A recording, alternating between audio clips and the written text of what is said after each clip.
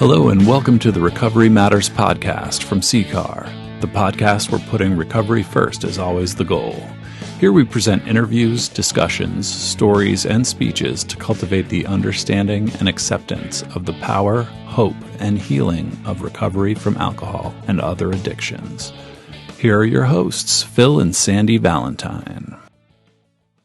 Part of my observations working in higher ed is, there's a very strong perspective about diversity, inclusion, and equity. And there's a strong teaching around social justice and moving forward. And I have found that over the last year of recording podcasts and interviewing so many folks that I have learned more by actually talking to people representing all different types of faith perspectives, colors, experiences, that have really started to inform the way I look at a lot of those social justice movements. And so I'm kind of excited about today because I don't think that we have interviewed a Jewish rabbi before. I don't believe we have. And I met Ilan through our storytelling. Ilan, I don't know if you know this, but you have a very unique distinction in that when you start to tell a story, that for some reason Facebook thinks we are stealing music from somebody. And so we always get this notice when we repost that they have to investigate. So we have to challenge their investigation. And they think it's you and your voice and your music. So welcome to the Recovery. Cool. Yeah, welcome to the Recovery Matters podcast. Oh, well, it's an honor to be here, and I had no idea that Facebook thought I have such a melodious voice. That's news to me. Thank you for that. That's funny. And introduce yourself to our audience. I am Rabbi Ilan Glazer. I am the founder of Our Jewish Recovery, which is a global movement to address addiction in the Jewish community and to bring recovery, spirituality, and community for all of our people who are impacted by addiction. Also the author of a book, And God Created Recovery, all about Jewish teachings for recovery. And I'm based in Baltimore, Maryland, very happily married. And I love bringing Judaism and recovery together. I love learning from faith traditions. I love connecting with other recovery organizations. And so grateful to be a recovery rabbi and blend all of my different sides together and to be doing this wonderful work. When you and I talk, you mentioned some striking, I would say, points about why traditional recovery circles don't often work for people of Jewish faith. Can you highlight some of those? And these are outlined in your book, right? Sure. I do talk about this a bit in the book. Some of the biggest challenges are that I would say significant number of recovery meetings happen in churches, which does make a fair number of Jews uncomfortable. We don't normally go to church. Check. We often go to synagogues instead, Yeah. or we often don't go to synagogues instead. But going to church is not something that Jews do on a regular basis, which I will say, great for the churches for hosting them, and we hope that many more synagogues and other organizations will host them as well. That's not a knock on the churches, but it does, there is some discomfort there. I will also say that at the end of many recovery meetings, people will stand in a circle, hold hands, bow their heads, and say the Lord's Prayer together. Jews don't generally stand in a circle and hold hands, although sometimes we do, but not often. We certainly don't bow our heads together. That's not a Jewish technology, as it were. We have different ritual approaches. And we don't say the Lord's Prayer, even though it was written by a Jew in Aramaic, which was the Jewish language of the time. but it makes Jews feel deeply uncomfortable when they hear the Lord's Prayer.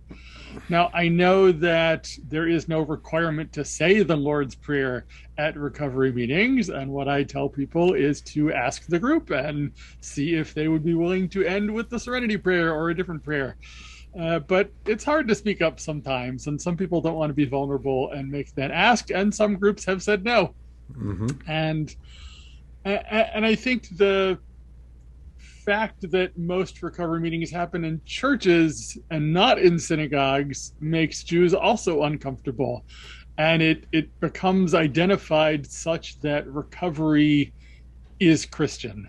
Mm-hmm. And of course, that's not true, though there are some Christian overtones that come into some of the language. Mm-hmm. But I think we need to do a better job of making recovery, you'll forgive me, kosher in the Jewish world. I like that. I can't believe how dumb I feel right now that I never, ever thought about the hurdles that would create. And it's so obvious, which is why I feel kind of dumb. So this is great. Well, it's only obvious when it's your own struggles. And this is clearly not your struggle. And I'm sure there are parts of yours that I would feel dumb about too. So no judgment there.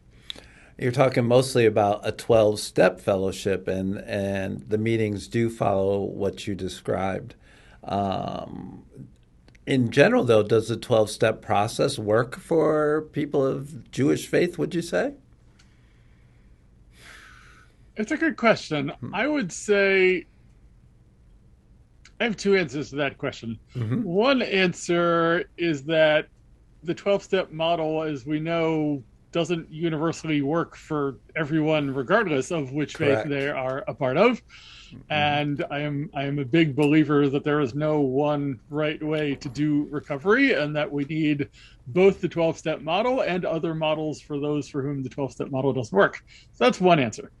My second answer is to say that one of the steps that makes, the hardest part for a lot of people, and certainly in many Jews I know, is this idea of surrendering to God and bringing God into our lives and powerlessness. And that's language that doesn't necessarily resonate with a lot of members of the Jewish community. It's also the case that we don't talk about God nearly enough in the Jewish world. So there's a lot of ambivalence and disconnect about God for some historical reasons. And I would say it's definitely, there's some language barrier. Now, I've heard that from plenty of non-Jews as well, who also don't like the language of powerlessness and also who don't really know how to connect to God. And so I think we also need more pathways to come in. And of course, one doesn't have to believe in God to work the 12 steps. And I find myself encouraging people to find the right language that works for them. Those are just absolutely beautiful answers that resonate deep within my heart. I concur. That's like Leonardo DiCaprio. Do you know that movie? Catch Me If You Can? Never mind. It's like... Good movie. Yeah. Okay. Okay. We've also talked, and we will get into your personal recovery a little bit, but you had I know you want to kind of pass on some of your learning to other synagogues and other rabbis. What is it you would like to pass on? Sure.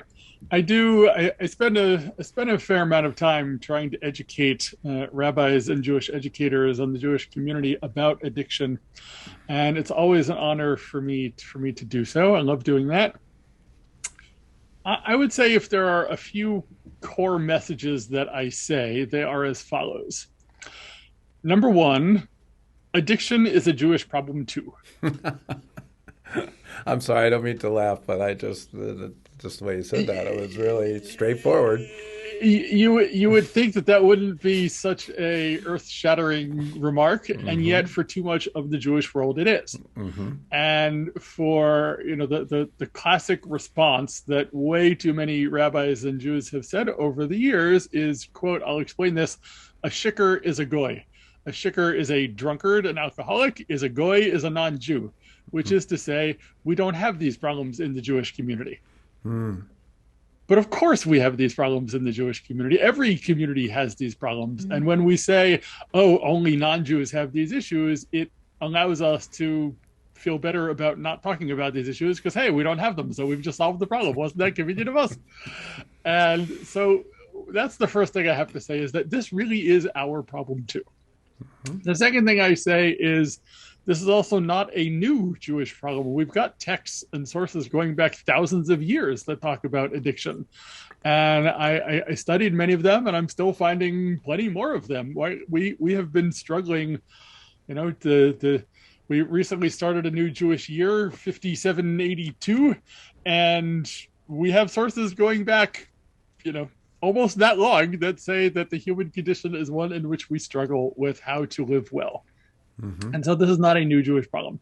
The third thing I say is that there really is no inherent disconnect between the recovery model and a commitment to Jewish life. While there are some translations and interpretations and tweaks that need to be made, but basically recovery is kosher, and we need to educate our people as such.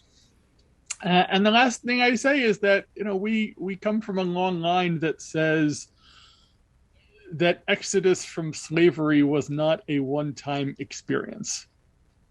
And our foundational text, the Torah, is the story of our people leaving slavery and going towards and soon into the promised land.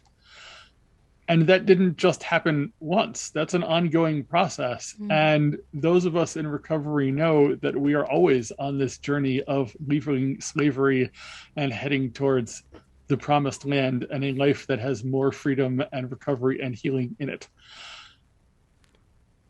And it's our job as rabbis and Jewish educators to help others become free, and to use the best of Jewish wisdom to set people's souls free, because that's what we need for our people and for everyone today. And you see, addiction as slavery. You're a slave. I do. Yeah. Wow, I do. That's an amazing, powerful analogy. How is your message received? Almost always positively. I will say when I started doing this work a couple of years ago, I didn't know what I was doing or how to build a movement, but I just started teaching and wrote a book and started, speaking wherever I could. And generally people would come up to me afterwards with tears in their eyes and thank me and tell me that I was the first Jew they'd ever heard talk about addiction. Wow.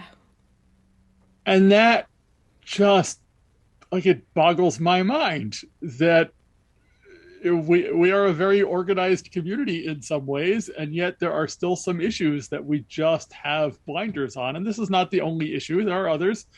But it really saddens me how disconnected people have felt. I was grateful enough to do a teaching for a community in the Boston area last Thursday, and we had a lovely discussion. And there were a few people. One who spoke very movingly. At the end, she said, "I have felt so disconnected and alienated from the Jewish world. Through this conversation, you've helped me see that there's a way forward." And I don't do this work for the massive amounts of income that I have not yet received. I don't do this for the accolades, but it's really nice to hear that the work that we're doing is actually changing people's lives and giving people a space to be themselves and to feel connected to the Jewish community. So let's talk a little bit about your recovery history, your addiction story, if you will. And I also like to ask about simple things like where you were born, where you grew up, what were you like as a child, all those kinds of things. So go back as far as you can. Sure. My story is I've got an interesting journey, I will say. I was born in 1979 in Grand Rapids, Michigan. My parents were both Jewish educators. My father was a congregational rabbi at 10 different synagogues over the course of his career. Wow. And my mother was first a Hebrew school teacher and then a Hebrew school principal and then a Jewish day school teacher and principal herself. And so my childhood was marked by moving every couple of years, which was definitely a challenge. It was also a challenge to be living in the fishbowl, meaning that rabbis' kids and preachers' kids are often gossiped and talked about, and there are weird congregational dynamics that happen, and that was less than ideal. And of course, when you move every couple of years, it's hard to find friends and it's hard to feel rooted when you have to keep moving. I will also say that my parents' marriage could have been better. They did eventually get divorced, but there was a lot of pain that came out in between the two of them. And I will also say that my mother had, over the course of her life, she had 5 different forms of cancer and 2 different liver transplants. Wow. So she was in and out of the hospital my entire life, and I was her main caregiver for a lot of that time. And so my young life was a mess. And on the outside, I was this generally happy-go-lucky, very kind, very thoughtful, hanging out in synagogues and Jewish youth groups and Jewish summer camp and Jewish schools.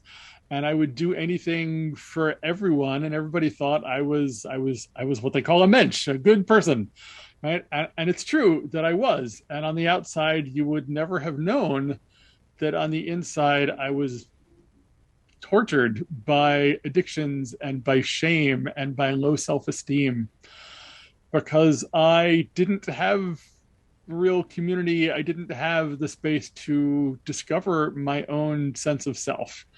And, my home life was really subsumed by my mother's illnesses and by their anger towards each other, their frustration with the synagogues, their, anger that we had to keep moving, anger that her body wasn't working, anger that people, that we didn't have enough money, anger that it was just a lot. And I, lived generally in fear of getting yelled at most of the time. And I didn't understand why, if we were dedicated to Jewish life, why God would allow my mother to suffer so much. Why does God send punishment to people who teach Torah? I didn't understand why we had to keep moving. I didn't understand why I had no friends. I didn't understand why I was miserable. The only thing that I learned was that it wasn't safe for me to share any of that in the house I grew up in. And it wasn't safe for me to share any of that with anybody connected to the Jewish community either, because everybody talks. And it was very challenging. And I, not to speak negatively of my parents, but I understood that there was only room for one person to really share their emotional angst in the house, and I wasn't it. My job was to be seen and not heard. My job was to take care of others. My job was basically to be perfect and not cause anyone any extra discomfort. How old were you when your parents divorced? That was much later. I was in college when they eventually divorced, or when they started the process of getting divorced. It took a couple years, but it, I would not say that their relationship was very good for much of the years that I was living in the homes. Certainly better in the early years, but as she got sicker, as they got more stressed, things just kept getting worse, and she was in and out of hospitals, and neither one of them knew how to properly take care of themselves.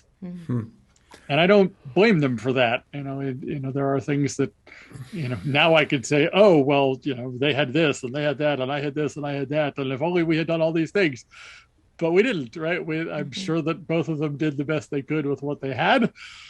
It's just the case that I would not say I grew up in a stable, secure home environment. That was not to be found. Mm-hmm. That's it's remarkable to me that your level of self-awareness is where it is now. Were you, and you touched upon this, but were you aware of all these feelings when you were a teenager, when you were a kid, or was it just the way it was and hindsight kind of shed some light on it? No, I don't think I was really aware of any of this. That took a lot of time, and I'll tell you how I got there. Mm-hmm. I will say my own addiction process started from a very early age. My mother was, in addition to being a Jewish day school teacher and principal, she was also a professional baker on the side, and she was really, really good. And the unwritten rule in the household was there is no emotion that can't be solved with the right amount of sugar. Amen. And when I do talks, I generally mention that line, and I say, raise your hands. How many of you are familiar with this ancient Jewish tradition? And quite a few people, smile and laugh and nod. But that's what I learned, right? It's, oh, you're sad, have a cookie. Oh, you're really angry, have a brownie or a piece of pie. Oh, you're really ticked off, bake something, and then eat it, right? Mm-hmm. And so I did. And I also became a very good baker in the kitchen, and I would eat all sorts of things. And I was also the one who, would finish everybody's plate because there were starving children in Africa, and God forbid we waste things. I still to this day, wait, so I should be fatter because they're thinner? I never quite got there. But anyway, it doesn't matter. So I was that kid, and as we know with addiction, right? You start out with a little bit of something, and then you develop a tolerance, and you need more of it, right? So I got to a point where I couldn't just have one cookie. I wanted the whole bag of cookies, or the whole batch of cookies, or the whole pie, or there was never enough, right? This craving that I had, which was really a craving to be heard and to be loved and to be told and feel like I was okay in the world. I couldn't actually solve that with food. I can only distract myself for the moment. And it took me years and years and years to learn that, but I'm grateful that I finally got there. That is so powerful, Ilan, that your willingness to share that story. I think so many people can relate. And Sandy, you've been talking a little bit lately about your struggle with sugar. How's that going? Yeah, so a few more days and I'll have 5 months of abstinence from sugar. Very nice. Very nice. After, this was my original addiction until I turned to alcohol, and I never overate and drank. So it was always like one or the other. I was at my thinnest when I was drinking because I didn't eat. But after a lifetime, I'm going to be 56. After a lifetime of trying everything around weight management, last May, I decided to treat this as an addiction and use my recovery. And so, I'm at almost 5 months, and all the Beautiful. Recovery tools are the only reason why things are working. Beautiful. Mm-hmm. Beautiful. So I don't think we've met in person yet, but you look pretty thin. Were you a thin kid, a big kid? I was definitely an overweight kid. Yeah. I definitely, as Cartman used to say in South Park, I was big boned, right? And And of course, the more I ate, the more weight I gained. The bigger your bones got. The bigger my bones got, right? At my heaviest, I believe it was 246.3 or 0.5 pounds. I'm now about 190, 195, somewhere in there. If I start going back to the gym again, I'll get even better. It's a process. But I did lose quite a bit. I gained a little back. I lost more. Right? It's not a static process. But yes, I was a heavy kid, and there was a lot of shame attached to being a heavy kid. I also had some other medical challenges of my own. But I remember, and this sort of highlights how it was for me. Right? Like my mother basically said, "Don't talk about your emotions. Eat." And then I would eat, and then she would turn to me and she would say something like, "Stop eating. You don't want to get fat like your father, do you?" And I'm like, "But you just told me to do that. Like, what do you?" Wow. Like that is the insanity in which I grew up, and Sandy, I appreciate you mentioning how many of us are cross addicted or addicted to multiple things, and that was certainly the case for me as well, right? So it wasn't just food, although food was my first addiction. It was also codependency. It was also pornography came in the 8th grade, and that had a hold on me for years and years and years. It was also love addiction and unhealthy relationships, some skin picking and hair pulling, and checking my email 100 times a day because maybe somebody would need me to do something for them, and I would feel better when I was doing something for someone else. Right? It was this. I didn't know, and I'm still learning how to be alone with myself, right? When I was in relationships with people, which didn't start really until college, when I was physically in the room with them, I would feel okay in my own skin because I could do things for them and I could help them. But the minute they left the room, even if it was just to go, around the corner for something, I would feel totally miserable and worthless and alone. And I never understood why that was. And I didn't even have any language about any of this, because what I learned about addiction as a child was don't drink and don't do drugs. That's what I learned. Right. And I saw, some of those, this is your brain on drugs commercials, and, they would take the egg and splatter it in the pan. Right. I saw some of those. And my mother made it very clear to me and my siblings that we were not allowed to do drugs ever. And she also, having had 2 liver transplants, made clear that we knew that alcohol damages the liver and we were not going to do that either. So I didn't. Right? Like, okay, so I didn't even know that any of the rest of this were actually addictions. It took me a long time to learn that as well. I just knew that I was sad. I just knew that I was miserable, but I didn't even know that I could be different, nor did I know, I didn't even have the words to describe any of this until much later. And I think mostly I just felt lost and frustrated and sad and worried that I'd get yelled at, worried that we'd have to move again, worried that her health would take a turn for the worse again, worried that I'd never make it, worried that this was always going to be how I was, just miserable and kind of filled with angst and guilt and shame, because there was also part of me that thought, like every kid does, right? If my parents are yelling at me, I must have done something to deserve it. And if only I had done everything perfectly, then I wouldn't get yelled at. So it must be my fault. And it took me, again, years and lots of healing to understand that, no, actually, that was just how they related to the world. And that was just how their own emotional stuff came out.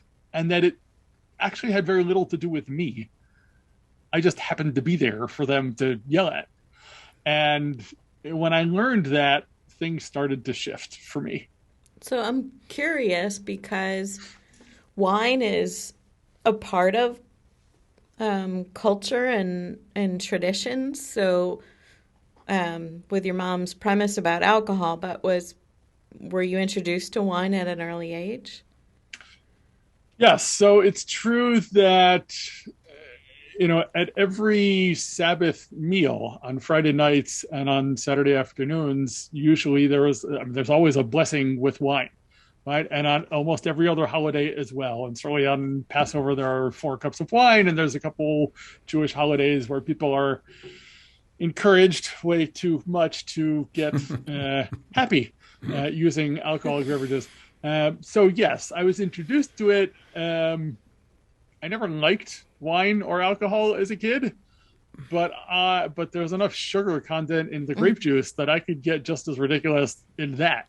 Mm-hmm. Right. So wine itself never did anything for me, but it is a big challenge for a lot of people in the Jewish community because it's everywhere. Mm-hmm.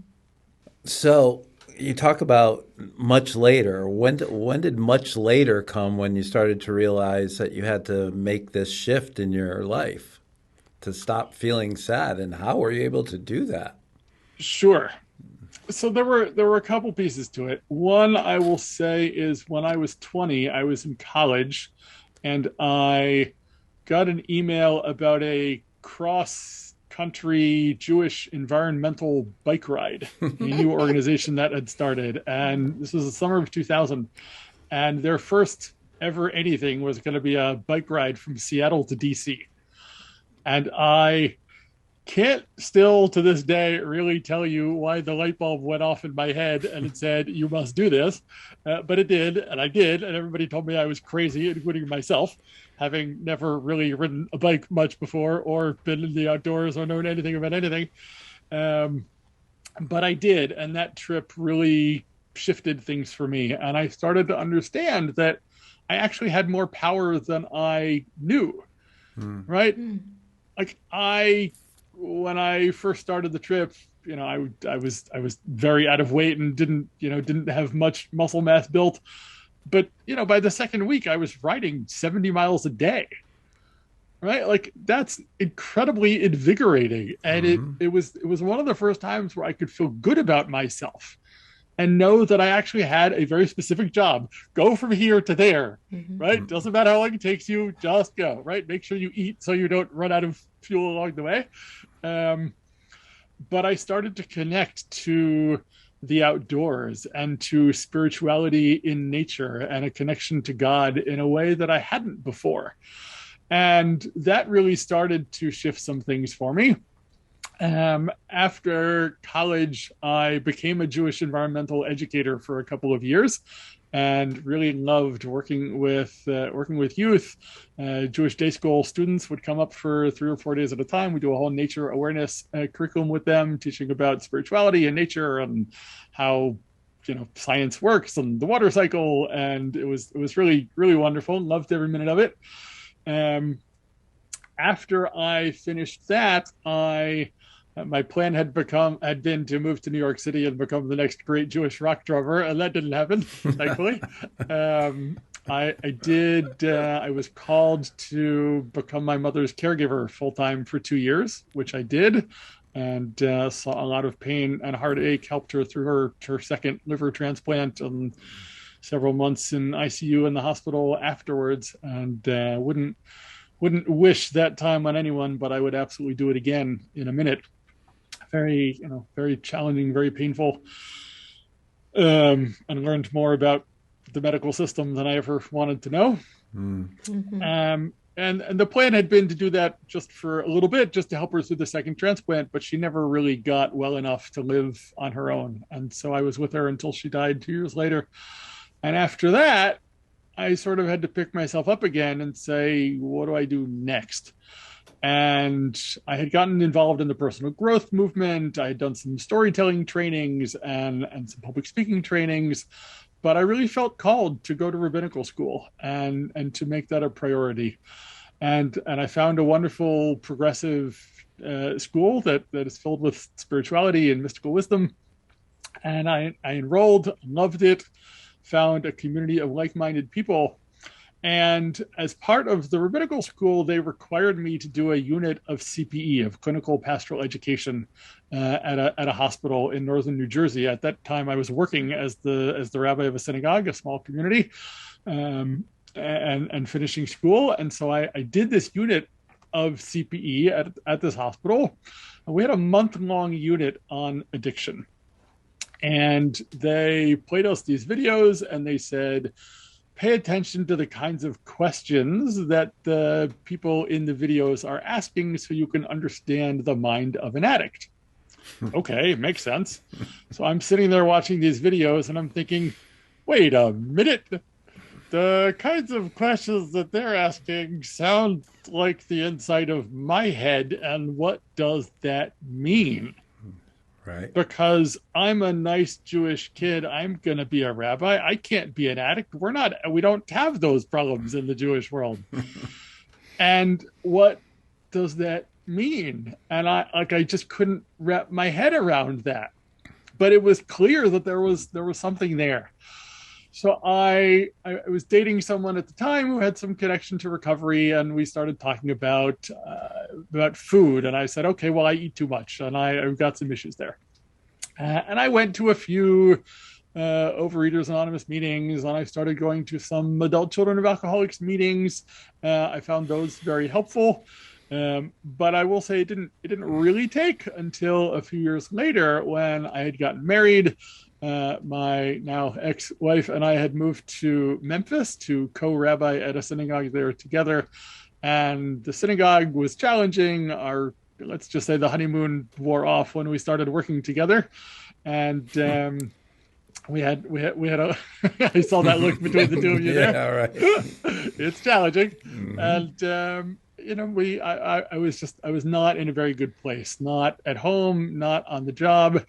And thankfully I was in therapy, and the therapist sent me to a week of healing at a wonderful place called Onsite outside Nashville. And they have a week-long healing trauma program that she encouraged me to go to. And so I didn't tell anyone from the synagogue where I was going, because of course rabbis and clergy are not supposed to have any problems or ever talk about them. But we were co-rabbis, so she just said I was at a conference or something. And I went to this week, and there were 9 of us and a therapist in the room together for the week.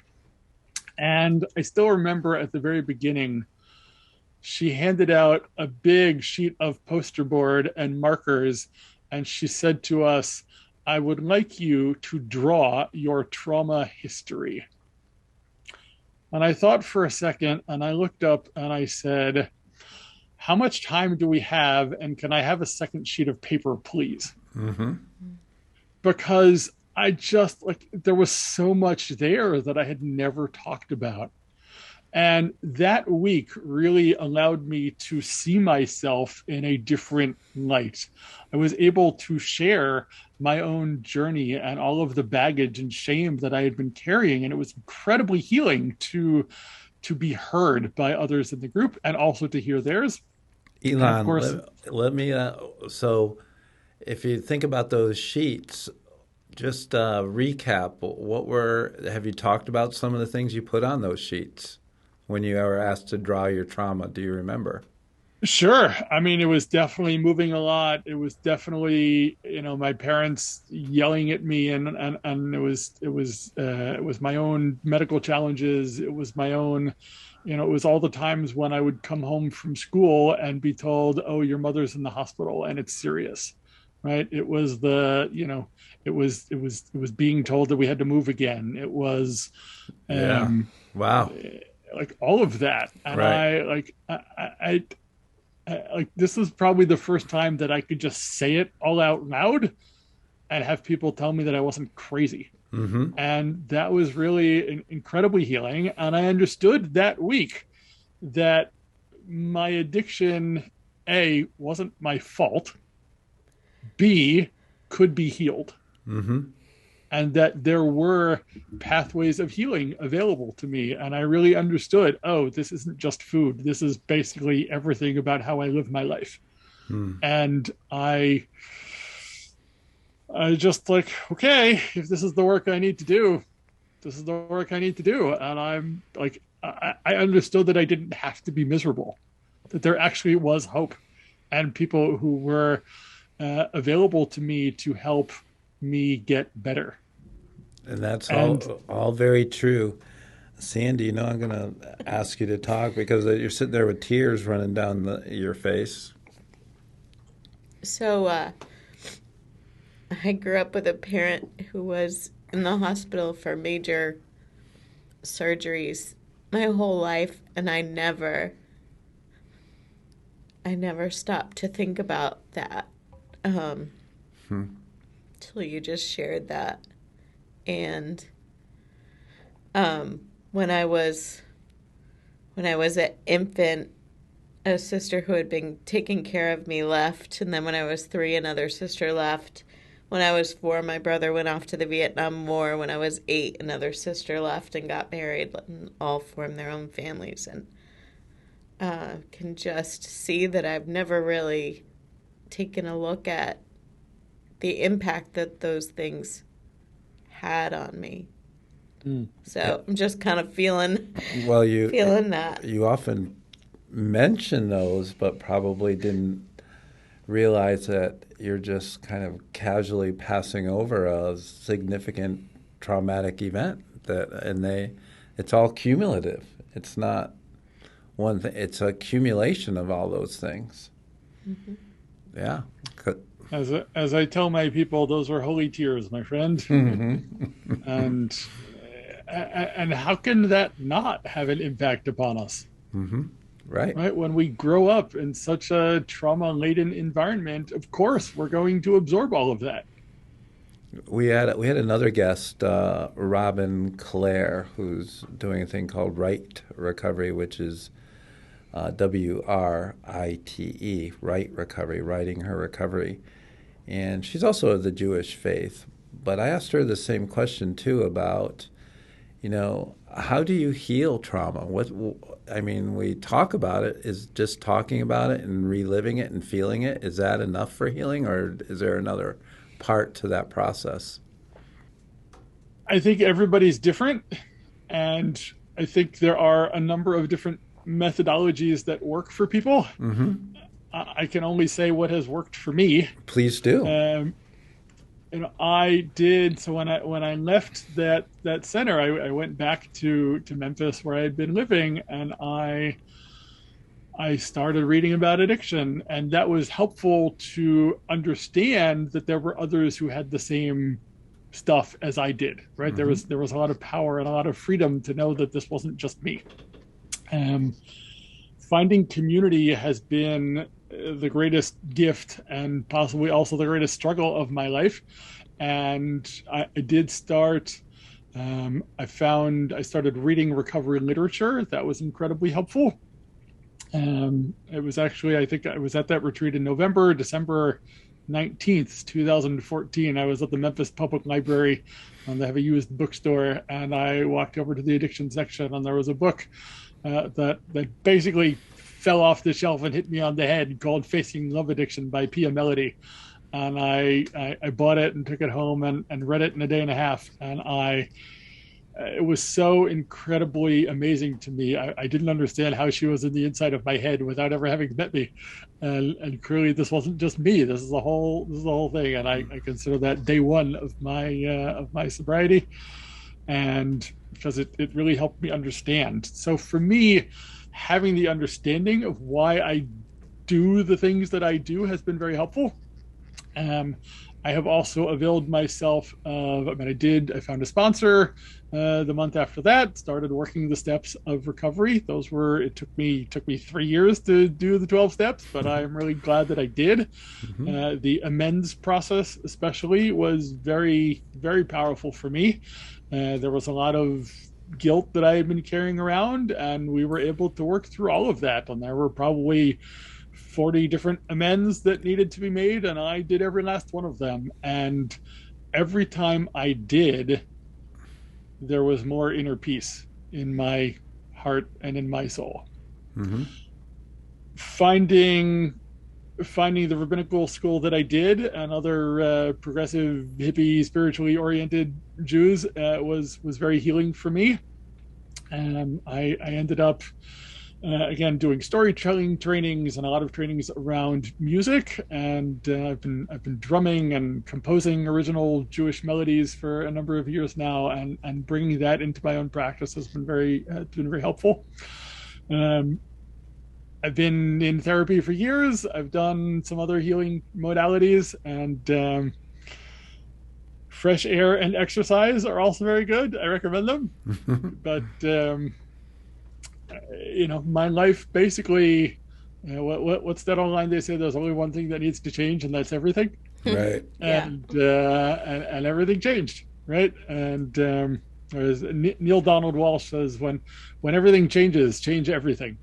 Right? And it was clear to me that how I was living was not actually how I wanted to be living, and that I was letting the image of who I thought I was supposed to be dictate my life, as opposed to figuring out who I wanted to be. And my marriage didn't survive. I ended up leaving the synagogue. I went to the gym and started exercising on a regular basis. That was very helpful. I started eating better. I started cutting out some of the things that I didn't need to be eating. I immersed myself in the personal growth world. I found a couple of coaches to work with, who I still work with coaches to this day, who give me a better perspective and give me new tools and strategies and insights into my own mind and how to move forward. And all of that. I mean, I have a coach, I have a sponsor, I have a spiritual guide, I have rabbis, I have colleagues, I'm married to a wonderful social worker, right? Like I need a whole team of people to keep my brain on straight. Right. And that's just what I need, right? And I still go to meetings, and I still, I work on myself, and I thank God, right? Like it's allowed me. I am happier and healthier than I've ever been in my life, which is not to say that I'm, this saintly guru, because that is far from the case, nor is it the case that I am perfect in every way, nor is it the case that my handle on all of my addictions is perfect, because that's not true either, right? But I have a lot more tools now than I ever did before. Right? And I have a mission and a purpose and a sense of who I am that I never had as a child. And I know how to deal with sadness and with grief and with frustration in healthier ways today. Which doesn't mean I always use those tools, right? But at least I have those skills, and I know that I have choices about how to be my best self in the world today. And thank God for recovery, because it's given me a life I couldn't have imagined. That's just incredibly well said. Thank you. Talk a little bit about our Jewish recovery and your plans for it, and how people could get involved if they are so inclined. Sure. Well, our Jewish recovery started about 2.5 years ago now. After I wrote the book, I realized that it wasn't enough just to have a book of Jewish teachings that would sit on somebody's shelf. Like, we needed community, and we needed more resources. What's the name of the book? The book is called "And God Created Recovery," and by Ilan Glazer. It is, yes. And where can people find it? There's a link on ourjewishrecovery.com. It's also on Amazon. And I would, of course, be happy for people to purchase it. As a friend of mine likes to say about his books, I wrote it, it's good. But it was really my I wanted to understand whether recovery and Jewish wisdom could go hand in hand. And so I started studying the steps from a Jewish perspective. I started studying Jewish teachings from a recovery perspective. And the book is the result of that. And I'm sure there'll be more in due time. And so the book is great. And it started opening some doors for me, which was nice. And then I started... I knew that we needed community, and when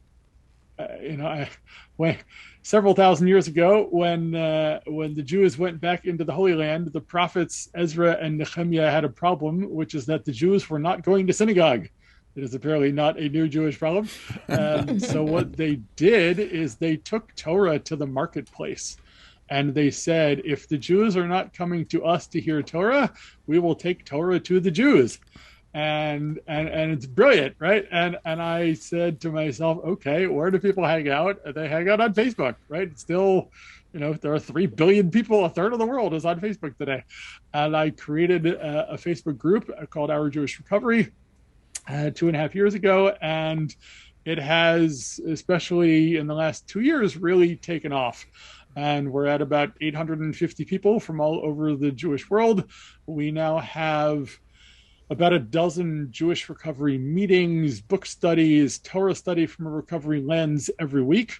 And we're adding more ongoing programming. We've done a couple of virtual retreats now. We're trying to connect other Jewish recovery organizations. We've done some trainings for congregations and clergy, and a lot more of those in the works. We've become a voice and a holy community for so many of us who have felt isolated and disconnected in the Jewish community.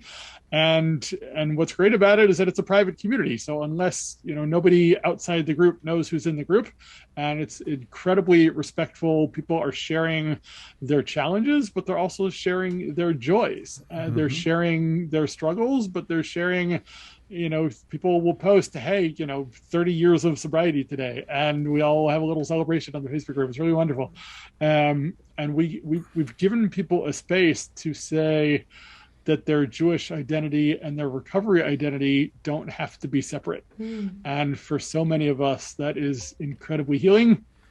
And, you could not have told me almost 7 years ago when I got into this that I would be doing this work and that you and I would be having this conversation. And it's such a blessing for me to help other people along their own Jewish and recovery journeys. And what a gift. So our hope is to continue offering more resources to the Jewish community, to also be a voice for Jewish wisdom in the larger recovery community, so that Jews who end up in recovery spaces won't think that they're all Christian, and so that the other rehabs and spaces can have some Jewish wisdom and awareness. And we want to continue being a voice for healing in the Jewish world and in the recovery world. And I'm blessed that that's what we do. Again, that's so incredibly beautiful and inspiring. I do want to ask you one more question about this past year and working and achieving your recovery coach professional designation, and what that process was like and what that may or have meant to you or not meant to you.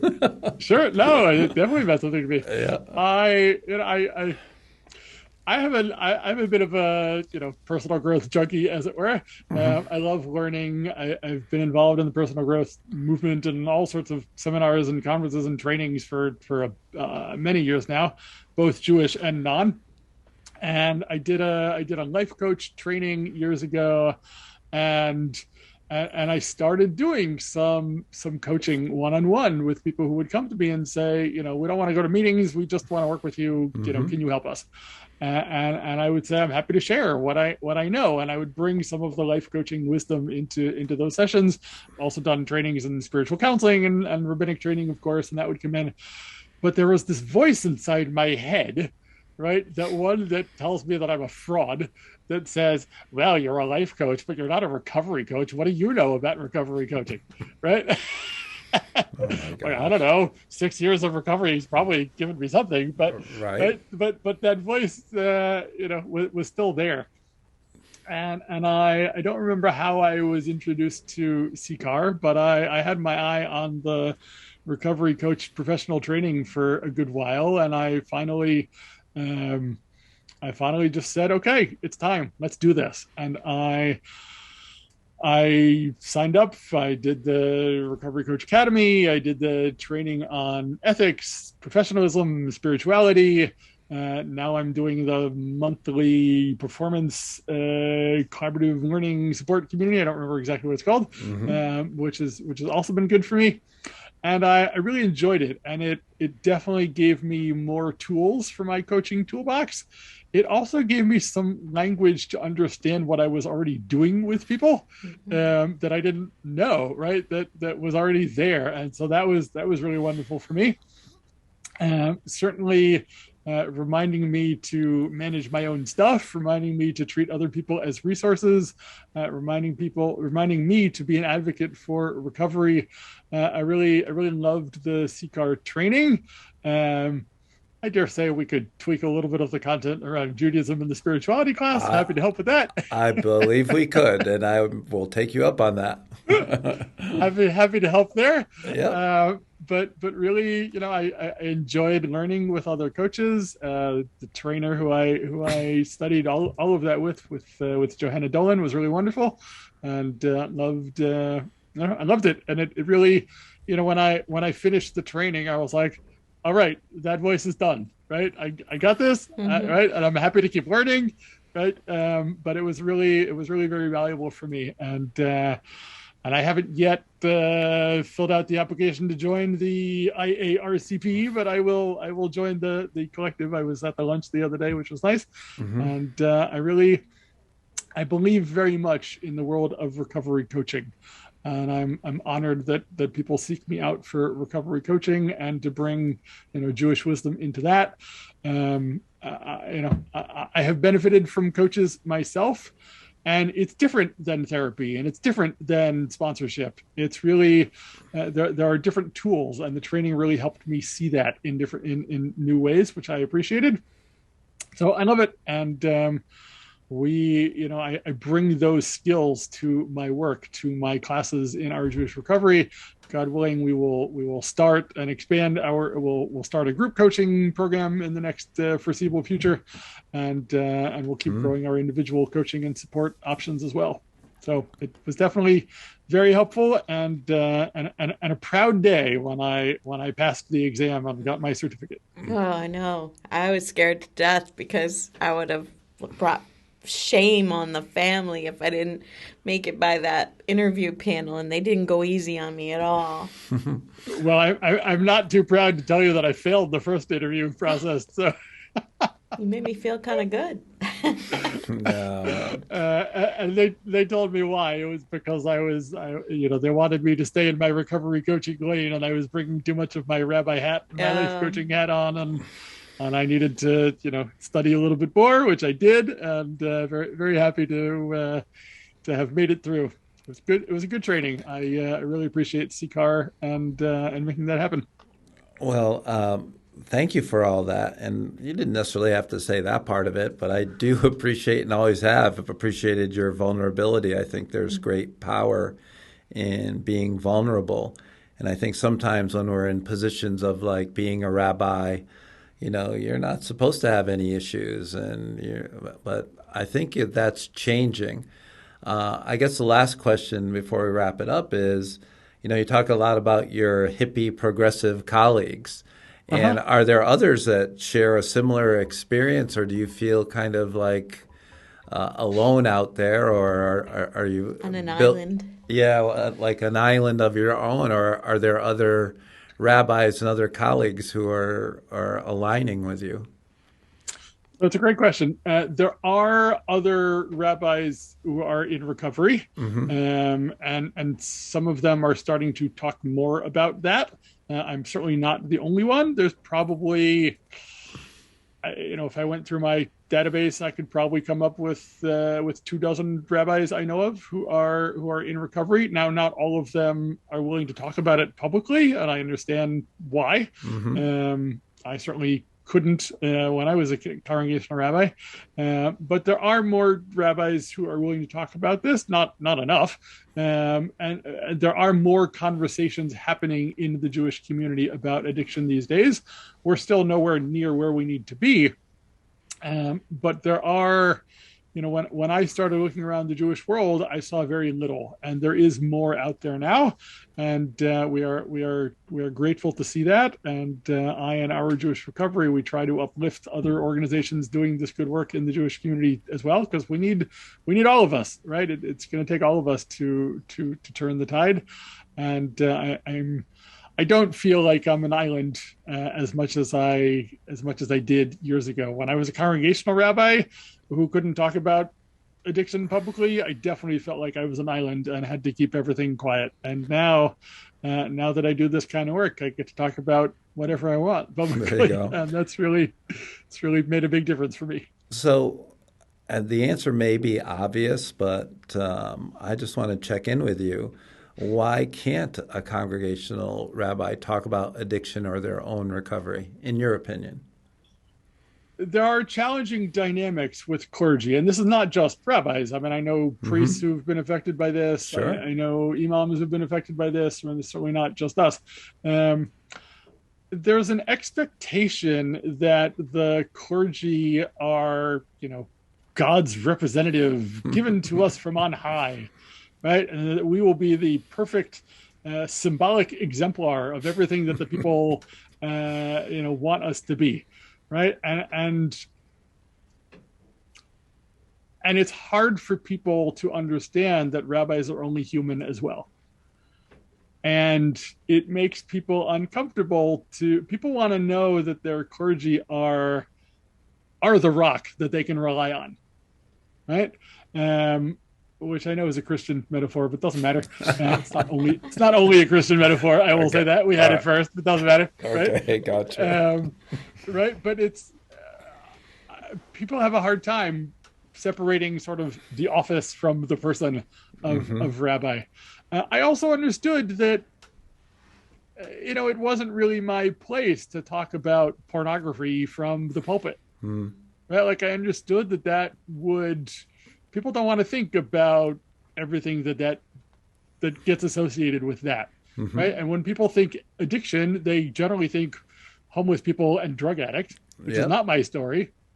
But I feel like, I'll say this. I think rabbis who've been in their congregations for 10 years and have a lot of goodwill built up might be able to have that conversation, right? I think rabbis who are still worried about their contract being renewed and worried about, like the congregational rabbis, we're there to manage everybody else's emotions and to be positive voices for healing in other people's lives. And people often, not always, get uncomfortable when we have our own struggles. And it's an unfortunate model, and I hope that we change that, because I believe very strongly that everybody needs support, including and especially the people who are supporting other people. And we know that the burnout rate amongst people in the medical profession is high. We know that the burnout rate amongst clergy is very high. I keep seeing articles about clergy who are stepping down from their congregations because they just can't handle the stress. And I get it. Right. And I think we have to shift the model where we remember that we're all people first. Right. And we remember that we are more than our titles. We are more than the labels we put on each other. We are more than our addictions. We are more than our wounds. We're holy people created in the likeness and image of God. Yes. Really well said. Is there anything that we didn't cover that you'd like to add? Well, we've covered quite a bit. I want to say that it's been a blessing in my life to have found CCAR and the recovery coach training and the story slams and some time with you, and looking forward to the Multiple Pathways of Recovery conference, God willing, in January. And so really just want to say thank you to both of you and everyone at CCAR for the incredible work that you do. It has been incredibly valuable for me in my own journey to start connecting with other recovery leaders, and CCAR has definitely helped me do that. So thank you for that. Of course, I welcome anyone who wants to get involved in our work. The Facebook group is the heart of our community. It's free, it's private, it's confidential, and you can find it, searching Our Jewish Recovery on Facebook. Also, ourjewishrecovery.com has lots more information. And we've got a lot more fun things in store, including, God willing, a podcast of our own launching soon. And I still believe that 2.5 years later, we're still in the early days of what this is becoming. Mm-hmm. And if there's anyone out there who we can be a resource for, if there's anyone else out there who's feeling alone or disconnected in the Jewish community, come play with us, because you don't need to be alone anymore. We're here for you. And we'd love to meet you and connect with you. And please don't hesitate to reach out to me personally on Facebook or by email. And I'd love to connect with anyone who'd like to reach out. That's awesome. Thank you, Ilan. I've thoroughly enjoyed our time together. May you have a blessed day. Me as well. Yeah, thank you. Thank you. Great to be here.